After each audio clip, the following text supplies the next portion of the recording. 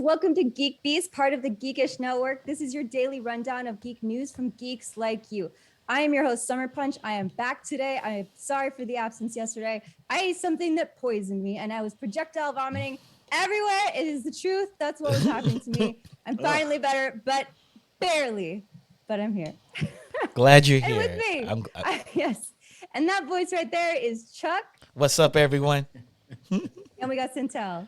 Yo, what's good? You know, I am so happy because I love it when you get here and you can take care of this hosting duty. 'Cause let me tell you, I got respect for the grind. I made Syntell do it. He hated it. Yeah, man. It's not the same. You guys are great. You guys, I tune in when I'm on the show. Just make sure you guys are up to no good.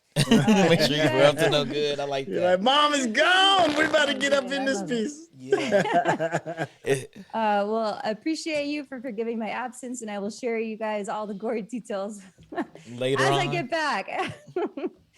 There was a lot of vomit. Anyways, on to the news today, guys. I know you guys saw this because it is the top geek news for today. Marvel's Eternals first trailers dropped yesterday, and it spans time and space itself. So yesterday morning, Marvel dropped a new teaser trailer for the Eternals with a rainbow coalition of actors, including Angelina Jolie herself, which, by the way, that's all I needed. That's all I needed. I was going to watch it anyways if she's in it. I saw it, and I was just, my eyes popped out of my head. But there's more. There is more. Selma Hayek, Brian Tyree Henry, Camilla Nyanjani, Gemma Chan, fucking love her, Gemma Chan, Ma Dong-seok, and then Richard Madden. I struggle on the white names. Richard Madden, Barry Kojan, and Kit Harington. All of them. It is a star-studded cast, and they're all in the Eternals. And it got me hyped because there's like Afro-Arabian architecture. Yep. There's DZ culture in it. There's just like, it is the United Colors of Benetton itself in a Marvel's trailer. Yes. Did you guys see this? I know you did. Tell me your thoughts. Yeah, I mean, for me, you know, you've seen that meme with Leonardo DiCaprio, and he's like pointing at the TV, and he's like, "Oh, I know that person," right? It's like that entire trailer. I was like, "Oh, I know that person," but I couldn't remember a single person's name except for like Angelina Jolie, Kit Harington, right? So that's Rob Stark, right? Rob Stark, okay. Game of Thrones. Yo, Brian Tyree Hill, this dude from Atlanta, right? Yes, that's the dude from Atlanta. Okay, hold on, my audio's doing some crazy stuff, but yeah, man, it was just like a who's who of I kind of know that person. Yeah. Oh man, I loved it. I love this cast. And what's his name? What's his name? The Indian dude. Oh, that guy from Harold and Kumar. Yeah, he's done so much. He got super buffed for this. Like he got super ripped for this. So I'm like, oh my god, he looks like an action hero. And so it was to the point where he ran into The Rock while he was working out, and Rock was like, "Yeah, you got real muscle. That's real muscle." Oh. Yeah, he did it. That's the highlight of his life to hear that. Yeah, to hear The Rock say that. So I'm really excited. I hope it doesn't fall flat like X-Men does for what they came out on Searchlight. Fox Searchlight. I hope it comes and just blows up. I hope they nail this. You know? Yeah, I mean, I definitely got a couple of questions. So they've been here since the dawn of time, and they're just now revealing themselves. I'm like, y'all didn't want to reveal yourselves when Thanos was snapping motherfuckers out of existence. Now y'all want to show up? Yeah. So I need that explained. I need to figure out where were y'all? Yeah, Eternals. And apparently there's a lot of Eternals. They're not the only ones. They're the ones that popped up on Earth. Just showed up on Earth. There's a whole lot of them all over the universe. So this is gonna be interesting. So ground us for the people who don't know what the Eternals are. Who are they? What is their presence? What are they in the Marvel universe? So they're supernatural beings. They're I think they're like gods, and they last forever. And they're supposed to watch and not really influence anything, I think. I haven't read any of the Eternal, and so that may explain why they didn't. When the Snapture happened, they didn't do anything. The Snapture. So they're there to watch things happen. They're alien celestials, so they're alien beings, and they happen to pop up on Earth, and they're just watching everything unfold.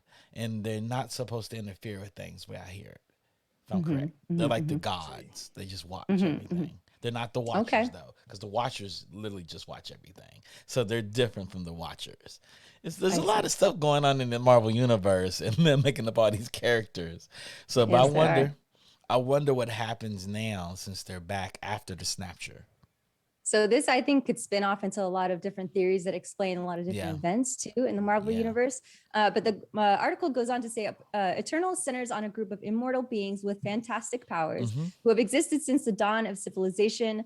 The Eternals have lived secretly among us for thousands of years, never dying, never aging, and inspiring some of humanity's greatest myths. The characters are sworn not to intervene in human affairs, and the teaser seems to acknowledge their absence from the galactic conflicts the Avengers had to shoulder themselves, prompting the audience to wonder what force is more powerful than Thanos' snap, forcing the Eternals to step in and make themselves known. Right? Yeah. How bad did it have to get if they didn't do anything until after that? I mean, I figured they would fear that half of them would be gone too, so they would step in to stop it because they want to preserve each other. But hey, what do I know?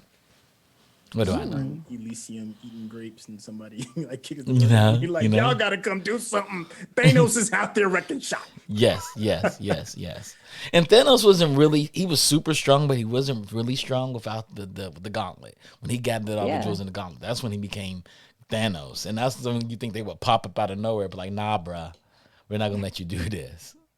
Yeah. And somebody like correct me if I'm wrong, because but like the lore of the Eternals is that they also have like another race that is like their siblings or cousins, and Thanos is part of that race, right? Yeah. And then they slayed some sort of what is it? I forget what I want to say, like centennial, I don't know, some sort of like large thing. And its severed head is like the planet that is like, it appears somewhere earlier in the Marvel universe. Yeah. It's also very dark. They showed it like in the that. MCU. Yeah. Yeah. You know more of the details Celestial. than I do, so yeah. Yeah. I'm excited about the movie though, because this could actually be the beginning of when we start introducing some type of mutations.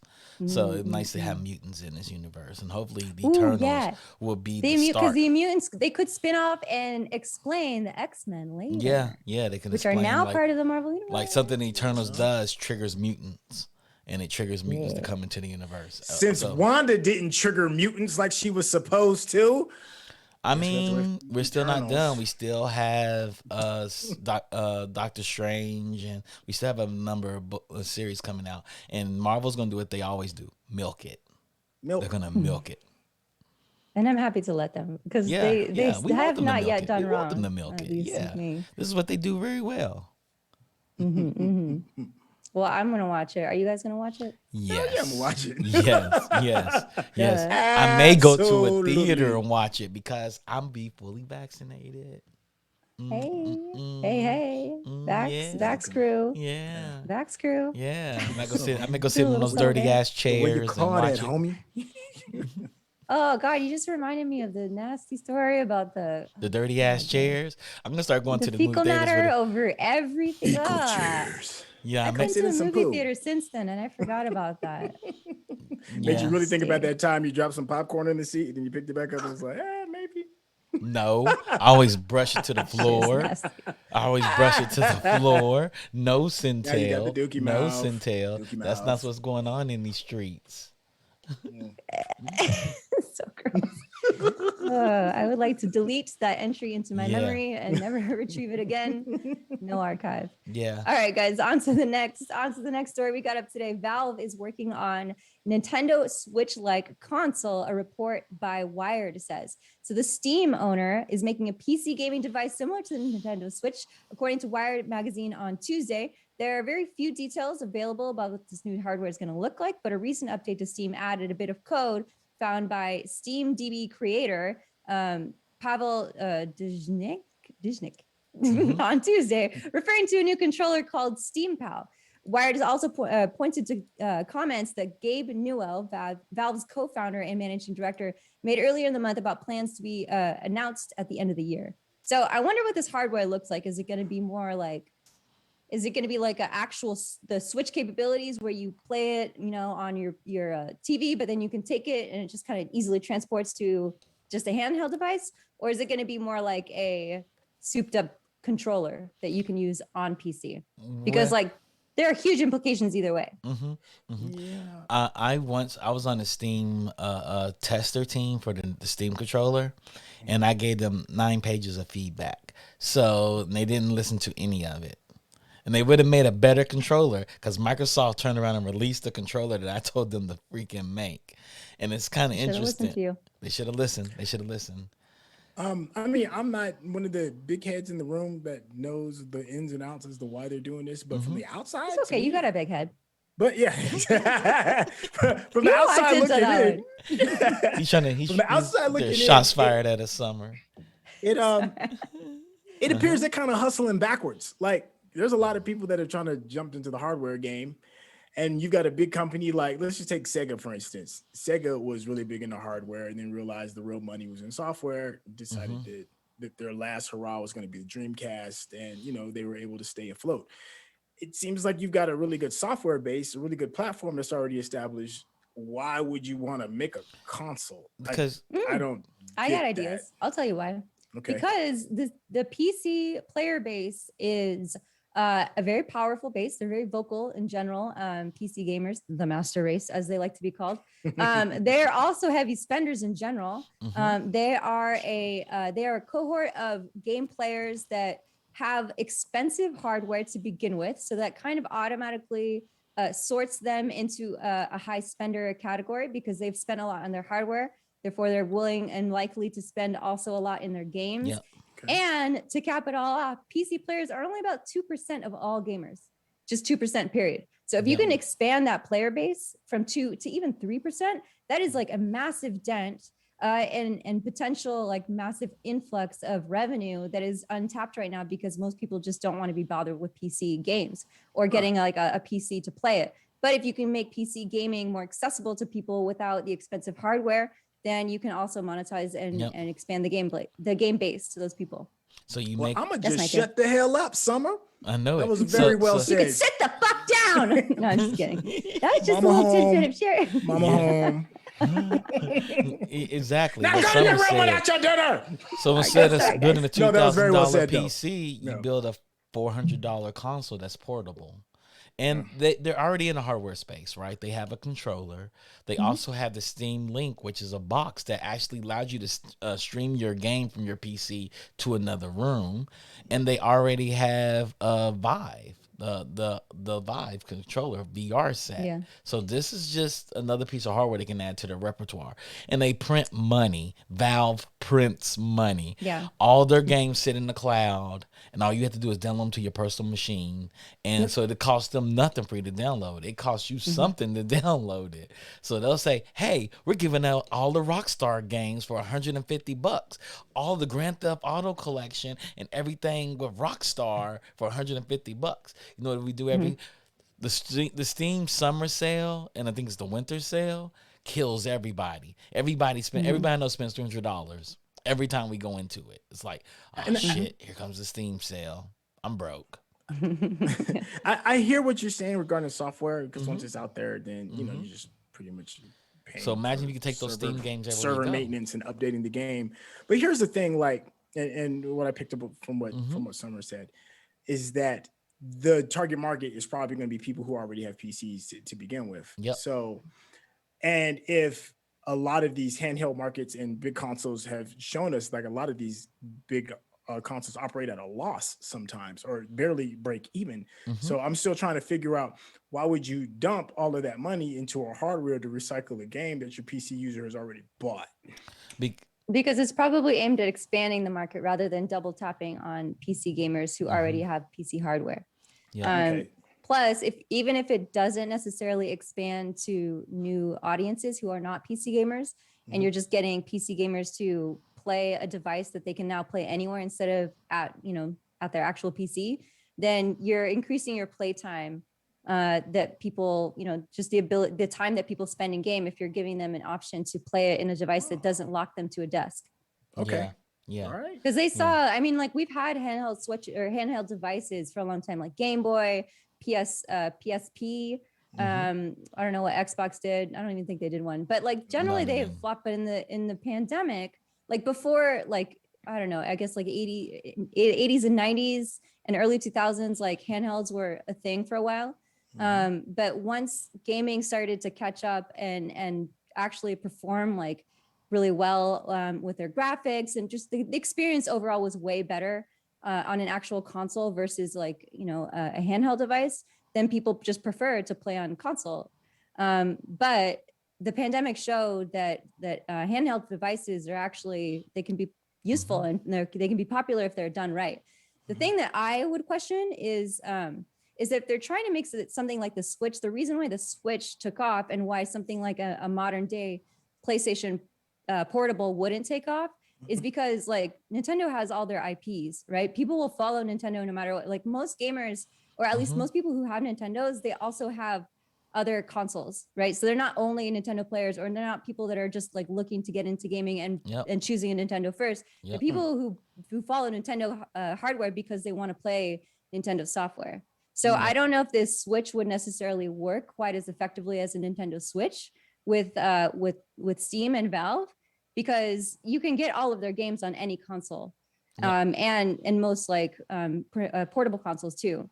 And people aren't necessarily going to follow like a Valve Switch, console, when they could just have the better consoles, right? Because they can have those games on any console that they choose. Almost every PC game, or at least like I would say like a massive majority of games out there that are made for both consoles, Xbox and PlayStation, are also being made for PC as well. So it's not like people are following PC for the software; they're doing it for the hardware experience. I think the only advantage they do have, Summer, to contest that is that you can get the Valve bundles, right?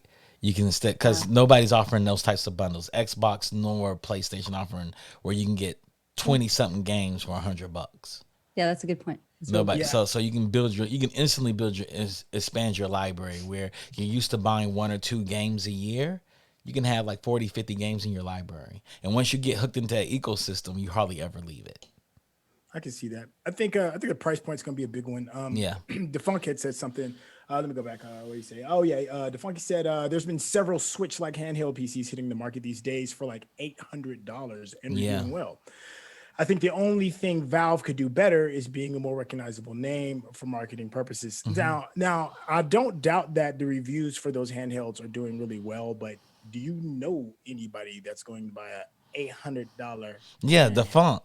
The Funk's gonna buy one. Yeah. That's who's gonna buy one. The Funk. I mean, that's a very it's very small price point. It's a very niche price point. And I would too. Because it's like, why would you buy that and be pigeonholed to one particular publisher when you can get a PlayStation 5 cheaper and get? So that's what I'm saying. Like the price point to me is gonna be a big deal.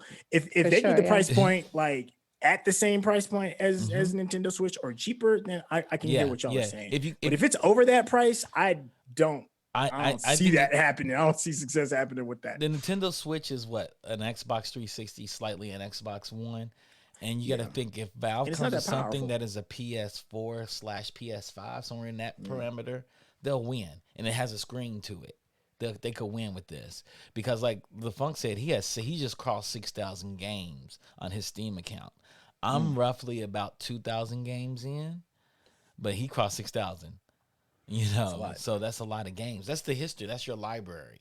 So imagine if you're able to take that everywhere you want to go. Now that's a good selling point, especially if you're talking to people that have libraries as extensive as that. That's an absolutely. I mean, that's pretty much the exact pitch that Steve Jobs gave when he was pitching the iPod. He said there's people that have hundreds and if not thousands of individual pieces of songs and or records. What would that feel like to be able to carry that in your pocket? And that's that's how he sold the iPod. If Valve takes that approach, then that's a but it goes into what Summer said too, that Nintendo doesn't push graphical capabilities. No, they have their niche. It's not about that. They're about simple, good gameplay. They're about good gameplay. Yeah. It's about feeling. Okay. And so that's they now. So we'll see. Okay, so here's a question. Are you buying it? Depends on the price point, actually. Okay. I think, so for me, I think another angle that they could come at is if the price point is low enough, like really, really low, way lower than the Switch, then they could capture people who want to enter the gaming market, who don't have enough money to spend on a PS5 or an Xbox, whatever the letter is now, or a Nintendo Switch, right? But so they have cheap games, cheap console, and you can get new people that are entering into the market, or like overseas markets where they don't have as much expendable cash as Americans or a lot of like the high revenue Western markets do, or certain Asian markets too. So that would be also an interesting angle if they, just depending on what price point they set. So if it's a low price point, I would definitely buy it to enter into the PC gaming market, because like I've kind of always wanted to engage in the PC gaming, but like, I'm not going to spend even more time at my desktop. I already work a full-time fucking job. Now I work at home. I'm just constantly on a computer in front of a mouse and keyboard. And I'm not doing that with another gaming device. But if they can get me to engage in PC gaming ecosystem without having to be in front of an actual like desktop, then that would be super enticing. And it might be another cheap way to enter into like a gaming pathway for consumers who don't want to spend a ton of money on either console. Because honestly, the consoles, they are not, like they do not have to be as expensive as they are. And Chuck was right when he said that the consoles, they're always priced at a point where they're not losing money, but they're close to losing money. The revenues are on consoles like PS5 and Xbox, whatever. They're just like, the margins are a lot slimmer than you would think, right? Because they're relatively expensive to produce. And also like you can create a console on your PC. Like you can, like that's why PC gaming is a thing. Like you can duplicate the system in multiple different ways and cheaper ways.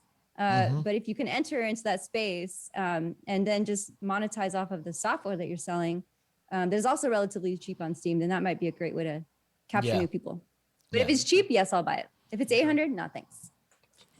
You already know my answer. I'm not going to answer that. We're going to go to the next story because we already know. We already know my answer. We already know my answer. All right. That's a yes. IGDA Foundation opens up applications for diverse game developers virtual exchange. So the IGDA Foundation is now taking applications for a second diverse gaming developers virtual exchange program scheduled to take place on July 26th of this year. The initiative aims to provide expert mentorship and resources to people from underrepresented communities looking to branch into game development or existing game devs looking to expand on leadership positions in the industry. So when I saw this article, behind the scenes before in our pre-show, I looked it up and I was like, okay, I want to do this. But signing up for you to be like, in college or like recent grad, that's not me. But there's like a mentorship aspect of it. So I'm asking you live on air, Chuck, because I know you're part of this. Can I sign up to be a mentor? Yes, you should sign up to be a mentor. I'm part of that. Does that mean that I can force somebody to listen to me? Forcing is a very forceful word. No, force. I said, I know what I said. I know Chuck. what you said. I want to meet. I guess you could. You could say, we're going to have a meeting at 4 p.m., 4 to 5, and you can force them to listen to you between that time. Now, it goes into white men can't jump. Are they listening to you or are they hearing you? Like people listen to Jimi Hendrix, but are they hearing Jimi Hendrix? It's that thing. So they can listen to you, but are they hearing you? That's the debate right there. And you can make them do so. But yes, it's the program. I'm part of the Next Gen Leaders program, which is a scholarship program for people already in the industry. And they have the Velocity program, which is for women trying to come into the industry. And so those two programs, then there's the IGDA Scholars Program, where this is scholarship, what they're talking about now. And the whole thing is about uplifting people and pushing the next gen leaders as people of color in particular and other underrepresented minorities. So including white women as well. And they're trying to get us into the industry and even other gendered people, So it gets people into the industry, into leadership positions. Because we realize we have people working in the industry, but they're not in leadership decisions to make decisions. And that's the biggest problem. So, the whole thing is to track people all the way through all the programs. So you go from one program to the next program to the next program. So yes, you can be a mentor, Summer. You can be a mentor in Next Gen Leaders program too, Summer, if you want to. Good. I will force people to do what I say. I need a bunch of army. You're gonna give them homework. You can give them homework. Summer's gonna be a dictator. Summer's gonna be a dictator. Summer for president. Dictator. Summer punch for president. You're right, a dictator. Summer punch for president. And your motto's gonna be supreme like, I knock MFers supreme out punch. all the time. All right, on to the next one. U.S. President Joe Biden calls love of K-pop universal. So the president today and Korean President Moon Jae-in met on Friday to talk about various subjects, including North Korea, denuclearization of the peninsula, collaboration on COVID-19 vaccines, fortifying alliances to potentially counter China, promoting cultural change, and K-pop. Earlier in the day, he had tweeted from his official Twitter account to ask the public what is their first purchase, what their first purchase would be if they had 300 years to spend on books, music, films, exhibitions, and concerts. Part of a push to introduce new government initiatives to boost cultural spending by giving people cultural pass stipend, which is so cute. Are they going to do that? I want $300. I'll spend it all on K-pop. Me too. And then open quote, our people to people and cultural connections are only growing, said Biden, standing before Korean American flags as a presser before a contingent of the press in formal attire, according to C-SPAN. K-pop fans are universal, he said. Pausing as he chuckled, that's not a joke, Biden. It is universal. As he chuckled, spread through the room. I can tell those people who laugh now know what I'm talking about. Anyways, I'll get back to that later, said Joe Biden. Isn't that cute? K-pop is a thing. It's reached the White House. Yeah, it's reached the White House. I mean, it's definitely a full-blown extra thing. Now I gotta really start paying attention. Because if Joe Biden knows more about K-pop than I do, something's wrong here. I gotta get on it. See, some of what you missed about 2 weeks ago, the funk came on and he sat there and schooled me and Syntell on K-pop. Yep. Yeah, he schooled us. He's a K-pop aficionado. He buys the CDs. That's how deep the funk is into K-pop. What is he not an aficionado and or expert of? That man he's Professor X himself. He is the internet. He is the internet. Yo, that's Jarvis, man. Jarvis knows all things. Yo, I want Biden to extend that $300 euro thing to everybody out here in the States, because you have any idea how much Korean action film DVDs and Blu-rays I'll be buying? Oh my God, man, when it comes to action films, yeah, they're amazing. You know what happened? Amazing. You know what Korea did well? I remember when I was living in Japan, Korea set aside an initiative to drop billions and billions of dollars into their entertainment industry because they realized their tourism was kind of low and they wanted to increase tourism to Korea. And they realized that they didn't have any natural resources, or their castles and stuff, their palaces weren't as enticing as like Japan or China. So they were like, we're going to drop it all into our arts. And so they produced. They ended up winning the battle of the world. I think that's the name of the breakdancing competition. It's the world's biggest breakdancing competition, and they won it, and they kept winning it. And Korea just dominated. It was them and the Filipinos. Them and the Philippines. Moves. And and they just had power moves. Like they would come out, they'd do things like, oh my God, it's just all power moves back to back. Because all the young men went to the military. And they came out of the military. They were prepped to go into the military, so they were all like super strong. And so they did a lot of moves. And Korea was like, hey, let's just dump more money into entertainment. So it went into their film, it went into their arts, it went into their music. And now they exported that out to the world, and it draws the world to come in to actually visit Korea. One of my friends, his daughter just went to Korea with her girlfriends because of K-pop. It was 7 of them in the middle of the pandemic said, we're going to Korea after we graduate high school just to hang out. And that's what people are taking Korean K-pop tours all through Korea. It's brilliant. I need America to take notes and stop cutting funding for art programs. Yes. It's and not just on state level, statewide too. And also county level as well. It's like typically when cuts are made, the very first thing that gets the axe is the arts. And it's such a waste. It's just it's infuriating. Because we value, you see an entire country value the arts and put money towards it, and then broaden the horizons and the thought processes of individuals through the arts. It benefits the culture as a whole, man. And I'm just jealous. I'm just speaking from a place of jealousy. I just wish we had that more where we are. What Korea? The arts are good for you. Yeah, they make you happier. And we stand the arts, and we also stand K-pop. We do. Tell me if you know what that reference is. Yes, we do. So they put it in arts and STEAM, and you can tell Samsung, Kia, a lot of their small Korean companies have blown up really fast in like the last 10 years. Like Kia is making minimum at average good cars. Now they make excellent vehicles the way I hear it. So, and they're going into renewable energy cars such as electric. They're on the next level.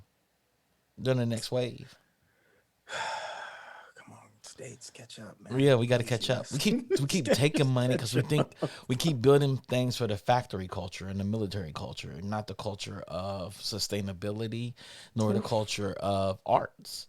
And That's a whole nother conversation. And what they do is we like exporting our tragic arts, right? Our arts that do trauma, like rap music and films that are kind of depressing and powerful or uplifting and like superhero standards. But they don't do like people just do like normal fine arts. Like you don't see a lot of American fine art going out of the country. No, we see a lot of fine art coming actually, into. We import a lot. Yeah, I was of about to fine say we actually import fine arts. Okay.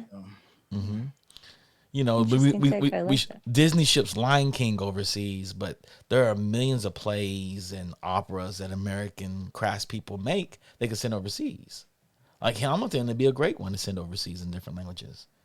It's a piece of American history done in the current American culture. Have you seen Hamilton? Seen it 3 times. Like like the actual play, not the actual play.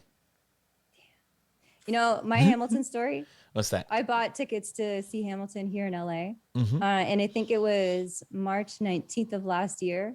And March 18th, the world hadn't shut down. And then I think the night of the 18th, they shut down. And then I was like, but no, I'm seeing Hamilton tomorrow. Please don't shut down. And then I was like, I got an email from the Pantages Theater and they're like, we're sorry, you can't come to the show tomorrow. I'm sorry, no. I've been waiting for years to see that in person. Why would you do that? And finally got tickets, so expensive. But I was like, whatever, I'm gonna fucking do it. And then they've sent me a refund. And then I saw Hamilton on Disney Plus, which I was like, it was still really good. Yeah, see, that's how I was. When the world opens up, we'll go see Hamilton. We'll go see Hamilton. Sound right. Okay. And, I love the rap Hamilton. was too good. I needed to hear the lyrics clearly, and I couldn't hear it clearly, so I had to pause. So yeah, we'll go see Hamilton. I think. Yeah, let's see. It's starting to run again. I think in LA. Soon. I heard it on the radio. Cause I actually listen to the radio. Isn't that weird? Nobody does anymore. Yeah. NPR. Okay, guys, we're out of time today. Damn, we went through that fast. We did. That was a quick run today. We are already over time. All right, so I guess that concludes the news segment of our show today. Shout out to Digital Click for all the creative that you guys provide us. If you guys need any creative help out there into the interwebs, hit up Digital Click. They are your main go-to. They're good to go to, and I don't know, they're just really nice. Sometimes they support us from the show. Are they here today? I didn't see them in the chat. That's okay. They're still here. Anyways, shout out to everybody who followed us. And Wands, hey, I see you there. What's up?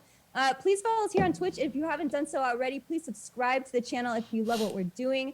If you have Amazon Prime, you can link your account to us using Prime Gaming. It costs you nothing, but it helps us out a ton. That's it for today because we don't have anything up next tomorrow or tonight. Nope. Well, I'm all tongue twisted. So I'm just going to end it there. Bye, guys. See you guys. Peace.